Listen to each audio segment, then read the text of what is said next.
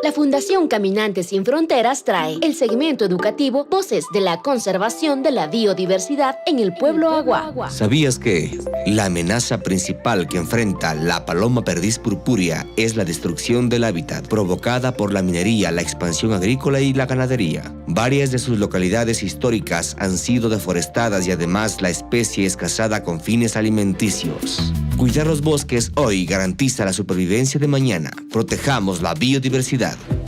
Es un mensaje de Voces de la Conservación con la colaboración de la Federación de Centros Agua del Ecuador, el apoyo del Fondo de Alianzas para los Ecosistemas Críticos y Fundación Futuro Latinoamericano.